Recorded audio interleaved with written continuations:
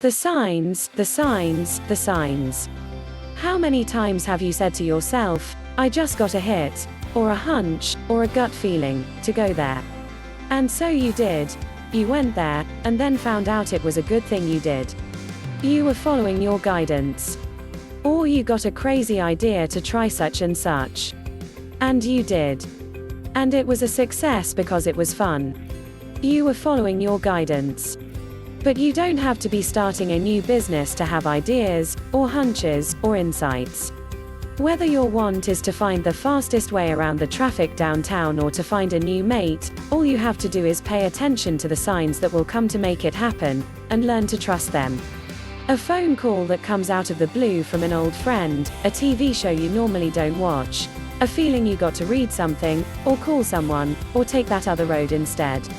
These are all gentle little shoves from your expanded self, your inner, outer guidance helping you stay on course towards your joy, even if it's just a better parking place in the rain. You've blasted feel-good energy out there, mixed it with wants, created corridors of energy flowing into massive vortexes, and now as you step into those vortexes, the guidance comes. Your impulses to act, to do this, go there, call them, are coming from the magnetic activity initiated by your focused energy.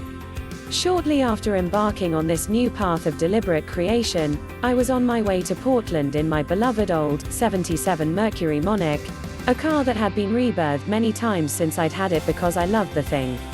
New engines, new this is, new that's. But because of its age, my mechanics had recommended I start using a synthetic oil to reduce wear and tear. That was fine, except not only were synthetic oils somewhat rare at that time, this was some weirdo brand that had to be special ordered out of town. I hadn't been out of the house farther than the grocery store for ages, and the 2-hour drive to Portland was more than welcomed. I put on some of my soaring music and was just about on the edge of high-frequency bliss an hour later, flowing energy to this and that, when I remembered I hadn't put in the much-needed oil. I usually carried a couple of quarts of the oddball stuff in the car, but had forgotten that, too, and the prospect of finding this kind of oil, that was never to be mixed with any other kind, of course, was between zip and forget it along that farmland stretch of freeway in southern Washington. I drove a few more miles, wondering what to do, when I got a hit to pull off at the next exit. Since I was pretty much following my hunches without hesitation by then, I shrugged my shoulders and pulled off onto a desolate country road not more than a quarter mile from the freeway. What I found looked like an old abandoned mining town, or ghost town, replete with cockeyed, broken down buildings all boarded up and so dilapidated they were tilting. I didn't see signs of life anywhere, but for some reason I stopped the car and got out, strangely aware that I was not questioning my decision to pull off the freeway, or thinking things like, what in the hell am I doing here, but just going along with the strange lead. Then I saw it and couldn't believe my eyes. Not 50 feet in front of the car was another broken down building with a hastily hand-painted sign that said, Auto Shop. I don't know how I'd missed it when I stopped, yet there it was, right smack in front of me. Dumbfounded, I walked in and asked if they carried any synthetic oil. Yes, they did, but they were sorry that the only kind they carried was blurb, just the kind I needed. Yes, ma'am, our last 2 quarts, right over there. My head was whirling when I got back to the car. Sure, I was thrilled and excited beyond words. Sure, I was overjoyed to see the law of attraction so blatantly in action. But truthfully, I was numb. It was all so bloody obvious, so indisputable. My vibrations had been at an all-time peak. Then came a pressing requirement, but without an ounce of resistance such as, I'm in trouble, I'll never find it, what'll I do? With my vibrations at that pitch, I had instantly magnetized the solution, receiving loud and clear directions from my expanded self in the form of a super strong hunch which I decided to follow. But man alive, how melodramatic can you get? How did it happen? Who knows? Who cares? I got the hit, trusted it, acted on it, and it worked. The point is to get off autopilot and pay attention. Listen. Stay alert for that little push, watch for signs, tune into hunches. If it feels good, it's guidance. Most of us don't let ourselves believe something can happen unless we can see ahead of time how all the pieces are going to fit together. So start watching for clues. Watch for the masterful coming together as all the missing parts take form and start dropping into place like magic. Now you've entered the uncanny world of synchronicity, you're plugged in, connected to your source energy, going with the flow. But you'll never see it, or learn to trust it, if you're not watching for it. Without hesitation. With the possible exception of prayer, which is more often a plea from a closed rather than opened valve, precious few of us were ever taught to go inside, shut up, and listen, much less follow. Follow. What? Listen to whom? Nonsense. Take a pill. That's just imagination. It has no substance, no intellectual empirical data to back it up. I love how we pretend that something doesn't exist, then turn right around and name it. We turn our noses up at divine guidance, but curiously give it this wide range of names like gut feeling, motivation, hit, intuition, sense, inspiration, impulse, urge, premonition, desire, imagination. It's all guidance, the real you sending messages from the infinite intelligence you are, doing everything in its power to pass on some ideas or direction before you shut down again. Guidance is soul talk, God talk, inner being talk, expanded self talk, cosmic escort talk. Guidance does whatever is necessary to get our attention and help us step into our wants, be it oil for the car or new hair for a shining head. But to make it work, we've got to learn to trust what we're picking up on that station. A couple who were mortgage clients of mine, I'll call them George and Sally, were a little shaken when I got to their home one evening to take their loan application. When I asked what was wrong, George said he and his wife had just missed being in a serious 8-car pileup on the freeway, and they were still feeling really spooked, as he put it. They worked at different places, but commuted together. Seems they were coming home from work on the freeway as usual, and George was beginning to get antsy being stuck behind a large, red, wobbly truck in front of them, so he decided to change lanes. Out of nowhere Sally said, "Honey, don't do that. We've got to get off this freeway right now." There was the customary explosion about how silly that was, then finally, to keep the peace, George turned off at the next exit and headed for some very out-of-the-way back roads. When they got home, George switched on the local TV news as usual and saw his wobbly red truck in the middle of a pileup, squashed between two cars not a mile down the freeway from where they had exited. There were 2 fatalities. That was one tuned-in lady who followed her guidance without hesitation. How many of us would have listened, much less acted by taking another road? The cosmic joke is that we were designed to do just that, to live by our senses, not by our brains. But over the eons we've learned to think our responses instead of feel them, totally backwards from the way all the rest of nature lives. Animals and plants do it, live by their senses, while all of us closed down, disconnected humans snicker at it. But when you really start playing the feel-good game, I promise, it's better than an all-day ticket to Disneyland. You listen and do, listen and do, listen and do, trusting your guidance without hesitation. So if you have 5 dozen friends and family telling you to do this, but your deepest impulse is to do that, always follow your impulse, provided it feels good. Why? Just do it a few times and you'll see why.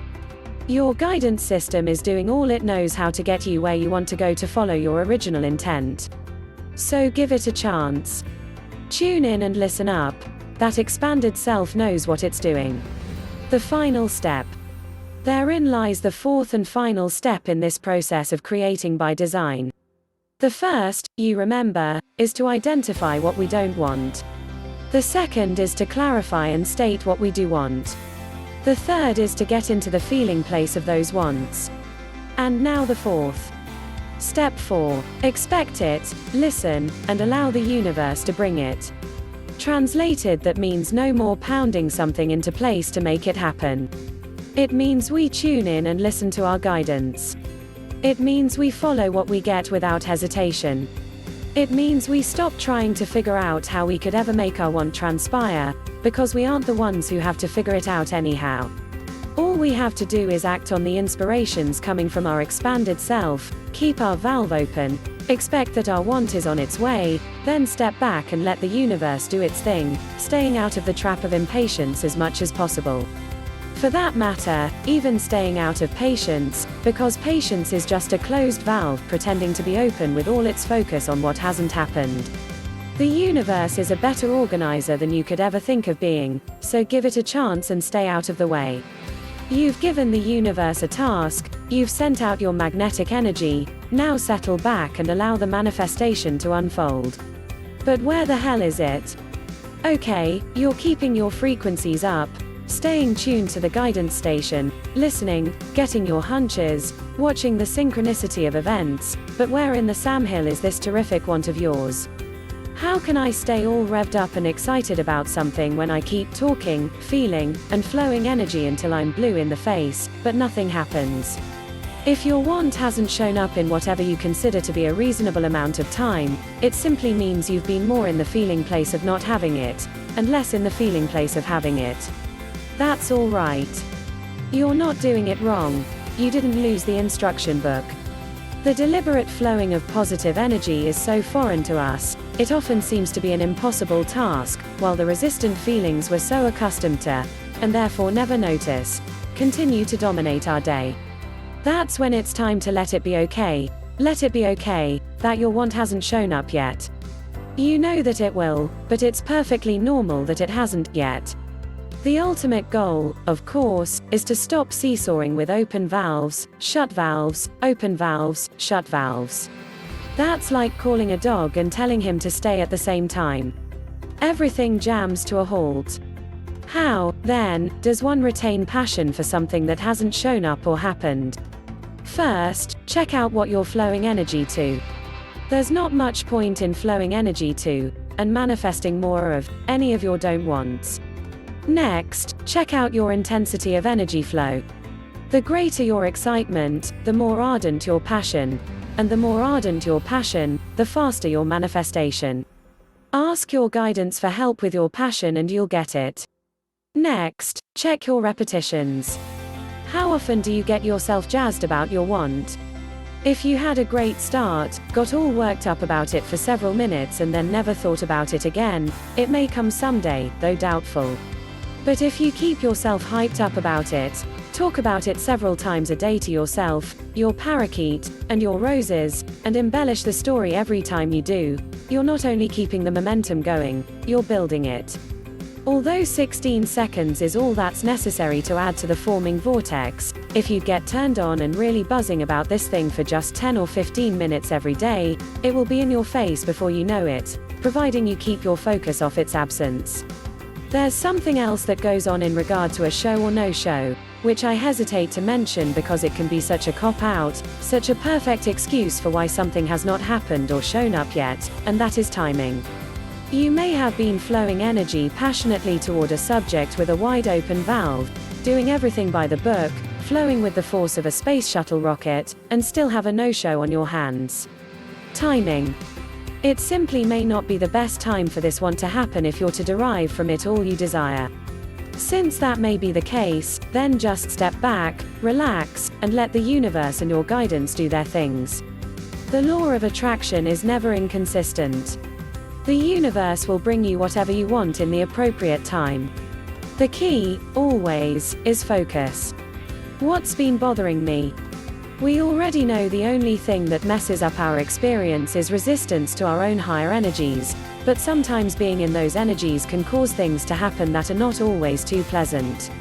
Pulling in higher frequency is sort of like aiming a hose at a muddy old sidewalk. The heavy stream of water squirts away the mud to reveal some nasty cracks in the walkway. If you're not careful as you step on the sidewalk now, you might trip over one of those long hidden cracks. Those cracks are our resistance, our inner critic or naysayer, our old ideas of social rights and wrongs, our old low-frequency security blankets being laid bare by the higher frequencies. The greater our wanting is, the greater the energy we're pulling in, just as the more forceful the stream of water is, the more cracks will be uncovered. All of a sudden we feel rocky, vulnerable, exposed to the elements without protection is what has been hidden away for so long surfaces to struggle for survival. Ultimately, what has been hidden will die away, but not without a fight. This can make for some rather bumpy, emotional rides. Not to worry, there's a fast way out. The moment you become aware that you're feeling a little shaky or off base, ask yourself, what's been bothering me? And keep at it until an answer comes. It will.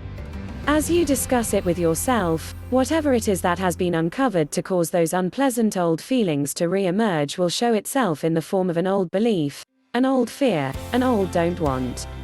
Once you unveil whatever it is, if you'll take just 3 minutes a day to talk it out and talk it down, as in tender talking, talk it out and talk it down, talk it out and talk it down, most of that fear will dissipate within 30 days, along with the unconscious resistance that's been blocking your want.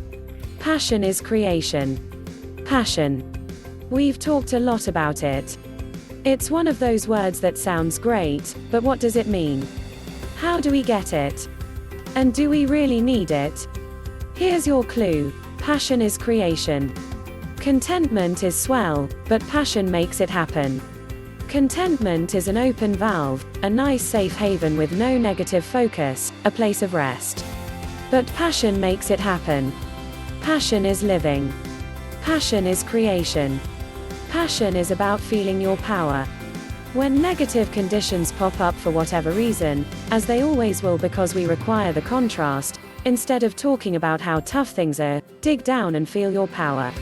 You're not only connected to the force of well-being, you are that force. That force is life. That force is passion. And passion is creation. Passion comes from the excitement of having something in the making. Contentment, on the other hand, comes from looking at something already achieved, more like a satisfaction. Contentment is positive energy, true, but it's not a fuel. It won't take you any place. It is not an energy of creation.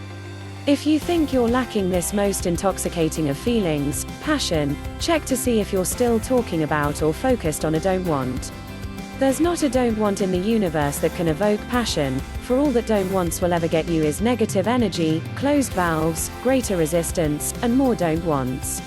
So here's yet another reason for giving more time to your want, for the more time you spend on it, the more passionate you will become.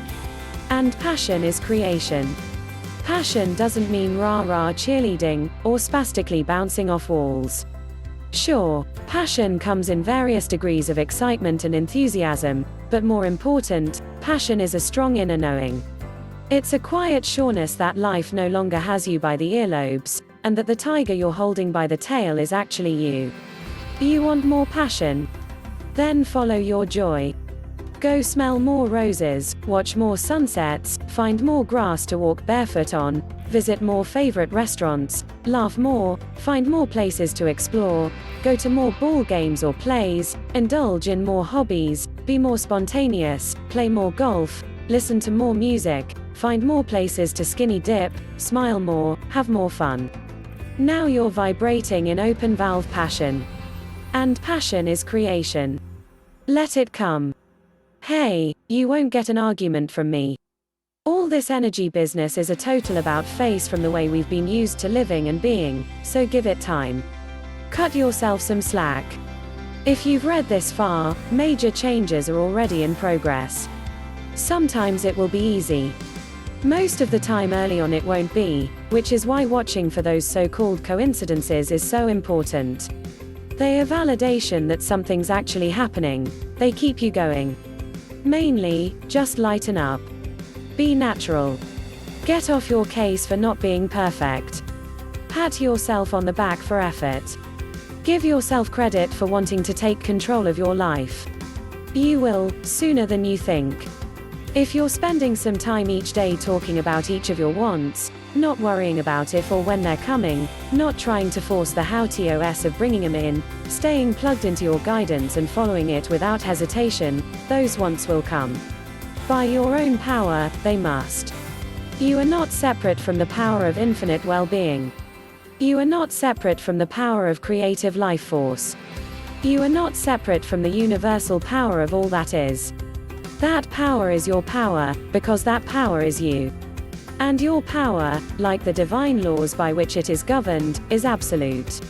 Chapter 8, Money, Money, Money. Alright, let's get down to it. Money. Money, money, money. Sounds good, doesn't it? Or does it? No, I'm not retarded. Let's put it another way. How does the word, or topic, make you feel? Honestly. Every word we utter carries its own brand of vibration peculiar to the one doing the speaking. Depending on how we were raised and what our own distinctive outlook on life may be, we charge the words we speak with a personally exclusive vibration. The word God, for instance, can evoke either a highly positive or powerfully negative vibrational response, depending on who's doing the speaking, or listening, and what their background and association have been with that word. We have a truckload of these juiced up words in our language, but there's only one which can lay claim to consistently winning the top negative word vibration award. That word is money, the most highly charged word in any language that uses the stuff. With most of us, the beliefs associated with this word are so incredibly intense, the moment we speak, think, or hear it, we send out walloping negative vibrations all over the place. Of course, all that does is create an impenetrable wall around us that guarantees blockage of this most sought-after commodity coming into our lives. Just by speaking that dumb little grouping of sounds, we're stalling the very thing we most desire. But how come? This is, after all, pretty neat stuff, is it not? Gold, silver, coins, paper notes, all that jazz. More like, all that misery. From the time we were tiny tots, at least for the majority of us, we learned that the word money equates to struggle, shoulds, musts, have-tos, gotters. We learned how the subject felt to mom and dad, to uncles and aunts, to grown-up family friends. We learned the anxiety that surrounds the word, and the anguish. We learned, for the most part, that it is the be-all and end-all of what we believe to be life, so we had better make damn sure we have it, or else. Actually, that learning curve began well before toddler days, back in the womb where we absorbed all the many vibrations of our parents' struggles and fears. So we came bouncing into the world like Don Quixote with this cockeyed inborn programming that says the greatest adversary we shall ever confront in life will be this thing we call money, the dragon against which we must war unto death. And most of us do. Because we never learned about flowing energy and getting out of negative vibrations, we spend our lives with thoroughly closed valves over this subject, fighting a battle we can't possibly win until we become so tired, so discouraged, so downtrodden, our body finally responds to the perpetual negativity, and we die. Swell life. Screw old beliefs. Ever since legal tender was first created, no one has had enough. So as we think money, we immediately think not enough, and now can you start to see the picture? Money equates to not enough, which equates to lack, which equates to feel bad vibrations, which faithfully supplies us more of precisely what we don't want any more of, lack. The good news is we don't have to get in there and dig up all our moldy old beliefs about money to allow the abundance to flow, we only have to override them. And thank heavens for that. We'd be on the couch for decades trying to overcome the plethora of well-ensconced doctrines about money that society has so unjustly created, like, you have to work hard to get it. Money must be earned. You don't get something for nothing. Money is hard to come by. Money is hard to save. I never have enough. It goes out faster than it comes in. Money is the root of all evil. We need to save for retirement. I'll be happy when I get it, meaning, I can't be happy now. One must strive hard for the real rewards. Money doesn't grow on trees. Repeat any one of those phrases out loud and see how you feel. Not good. Yet that's the stuff we were raised on, also vibrationally ingrained in us that we think money is our only key to freedom.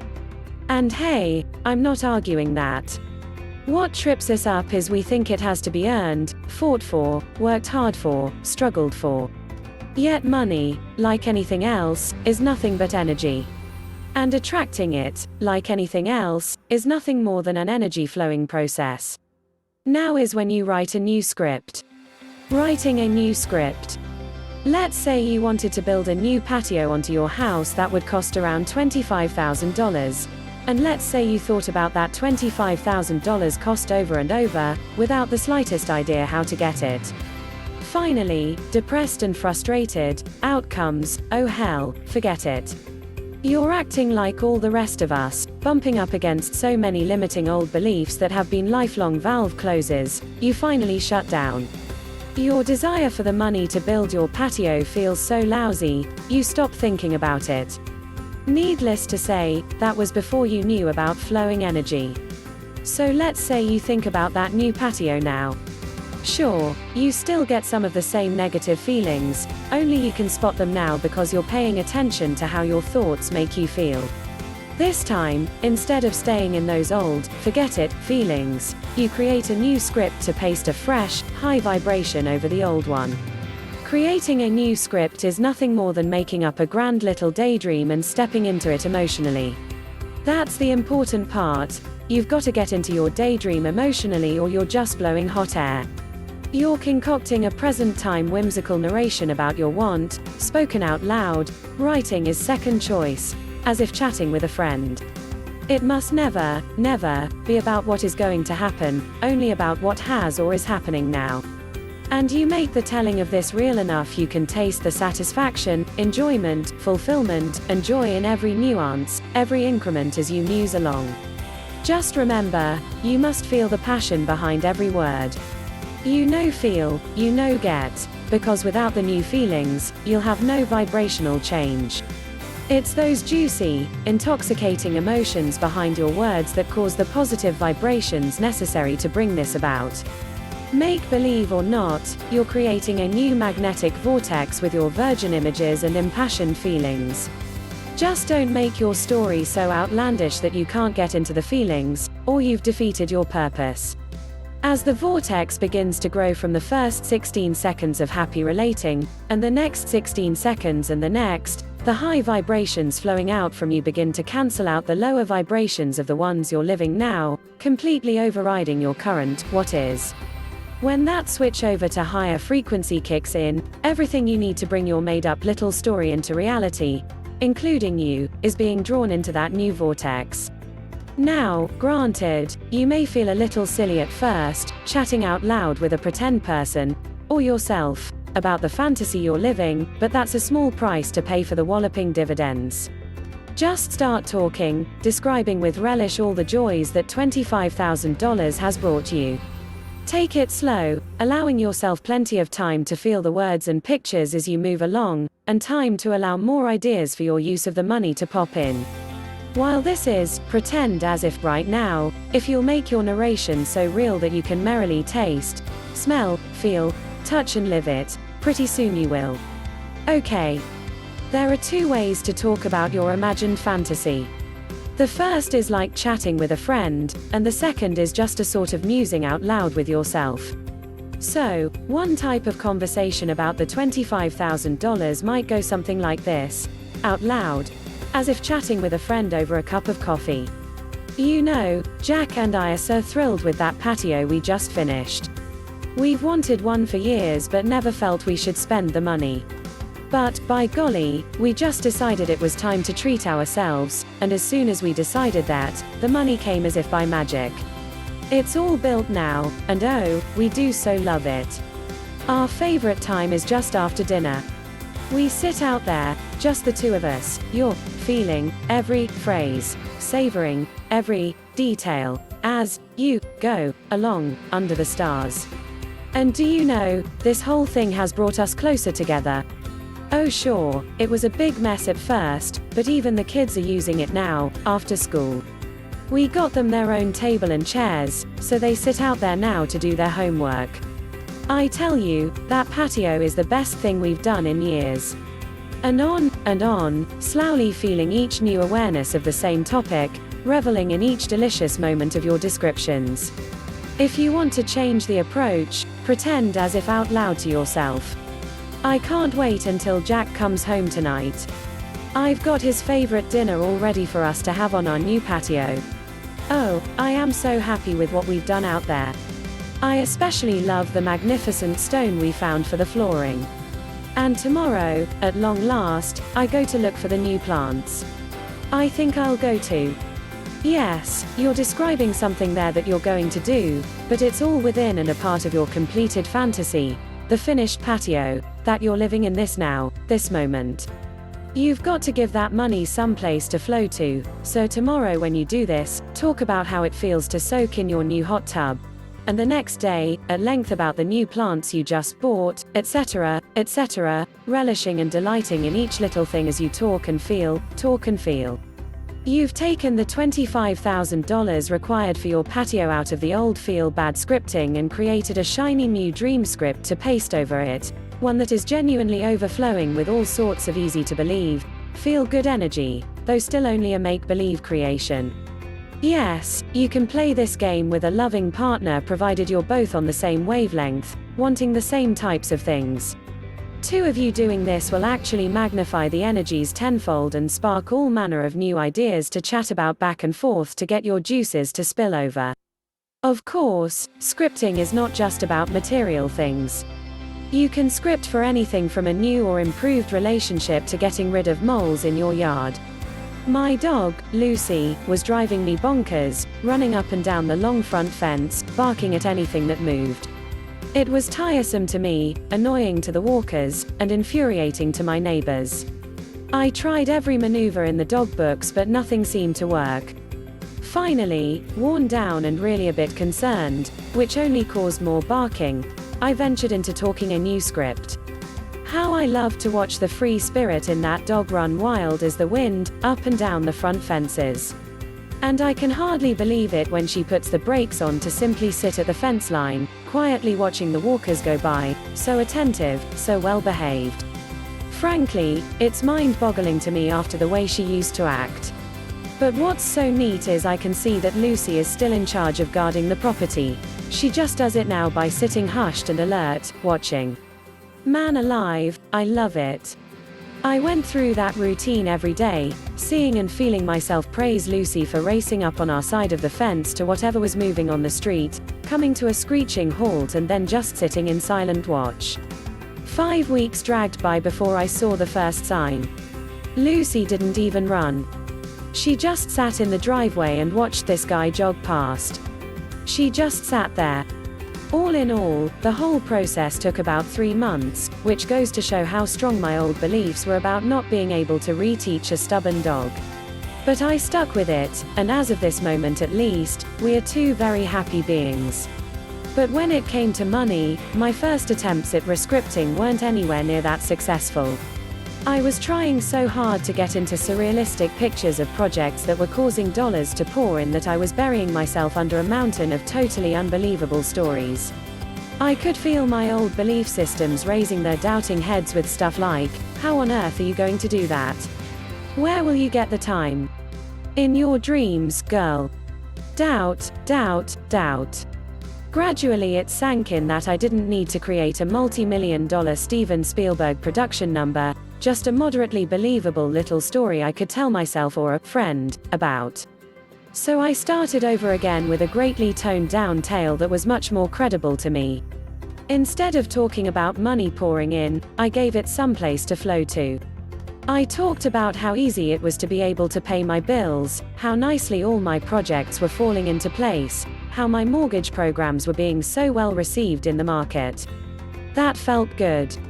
I told myself a new twist on the same stories every day for weeks, creating new characters and new circumstances to keep the stories alive.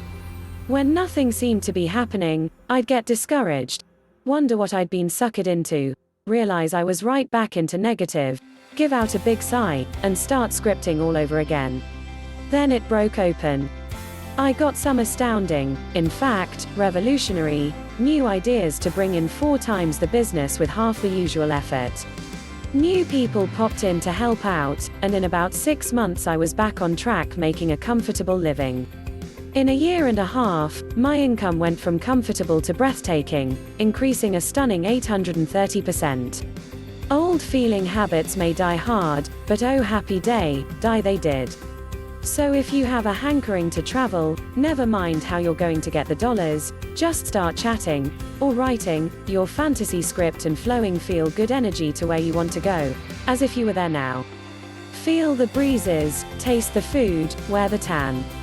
If you always wanted to own a racehorse, never mind how you're going to get the dollars. Start talking about your script and flowing feel-good energy to the kind of horse you want, as if you had him now, along with the trainer, the facilities, the applause. Feel the mane, smell the horse smells, wear the roses. If you and your spouse have always wanted to live a more simple life running a bed and breakfast in the country, then fantasize about the perfect place and walk the gentle country roads, marvel at the fresh air, chat with the contractors who are helping you remodel the home, choose the darling wallpaper, find the antiques, enjoy your happy guests, and cook up a splendiferous brunch for all. That's all there is to it. You replace the old negative script vibration of, I can't, I don't know how, I'm deranged, with a positive new one that jams you smack into the enjoyment of having it now. You speak it and feel it the way you'd want it to be if you were living your fantasy this very moment, unfolding an ever-broadening variety of savory descriptions until you feel the whole thing click in and become real. You've become so caught up in the daydream, it's like you're living it this very moment. You are no longer a reactor to conditions, you have become a creator of conditions. From no biz to big biz. A good friend of mine owns a sizable independent real estate firm in Washington state. He's always been a hard worker, fair to his employees and supportive to his agents, but he was having some financial problems and couldn't seem to find a way out. Over lunch one day, Chuck started talking. The whole area was in a prolonged slump, and everybody's sales were down. Even his best agents were talking about leaving to go into other fields of business. Everyone knew the market would turn around eventually, but in the meantime there were mouths to feed. My friend wasn't looking for answers, because it seemed to him that there were none. To his way of thinking, he had become a victim of economic circumstance. He and his crew had exhausted all the usual promotional gimmicks and pounded all the proverbial pavements only to watch sales continue their avalanche downward. Although I had never talked with Chuck about the law of attraction, I figured this was as good a time as any, since I knew him well enough to know he'd at least be polite and listen. It seemed the biggest problem was not so much that sales weren't happening, but that his salespeople weren't happening either. They were down in the sewer someplace with very closed valves, feeling grossly sorry for themselves, blaming the economy, creating an enormous group vortex of lack, and absolutely guaranteeing the company's continued slide into oblivion. So I suggested that Chuck have one more meeting with his people to point out that since they had tried everything else, there was little for them to lose in trying this one last project on for size.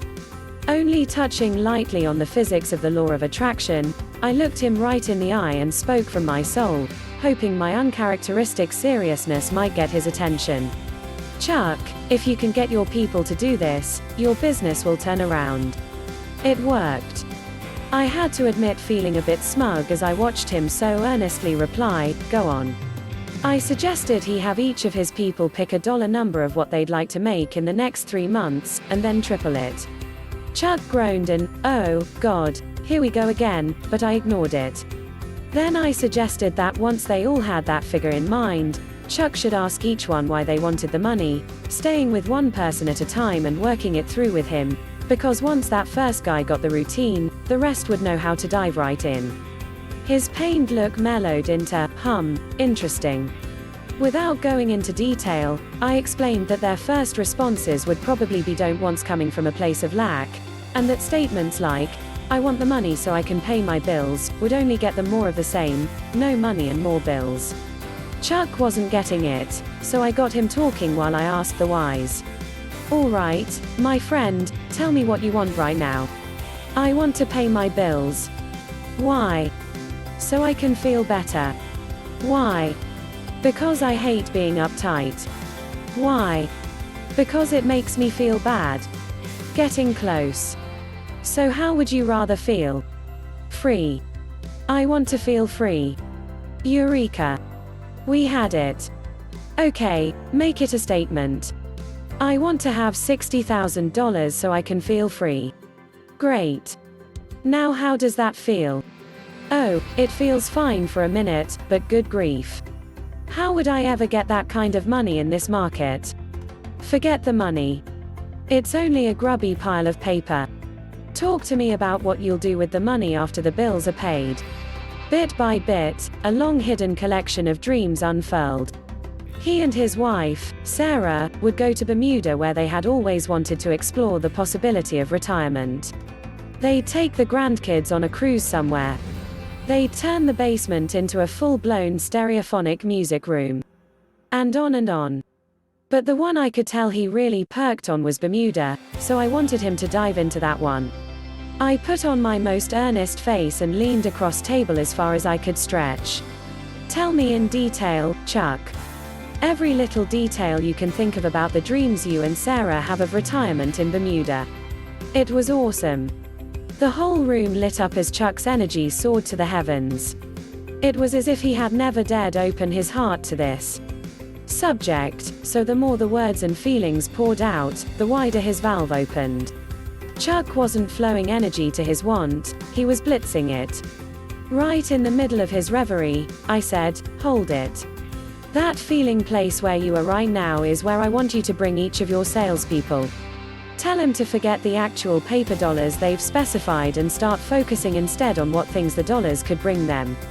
Then start flowing energy towards those things until they reach the same passion you just experienced. This way you've got them sneaking in the feel-good back door. By avoiding any of the negative connotations usually associated with dollars, especially when they're out of them, they'll unconsciously allow the cash to magnetize in. Your people want what we all want, Chuck. Not the stupid pieces of paper, but the experiences that come with having them. Make them promise they'll do this for 30 days, at least once every day for 10 or 15 minutes. To my total delight, Chuck called about 6 weeks later with the first good news. His people had been so down, he had had no trouble in cajoling them into his little experiment.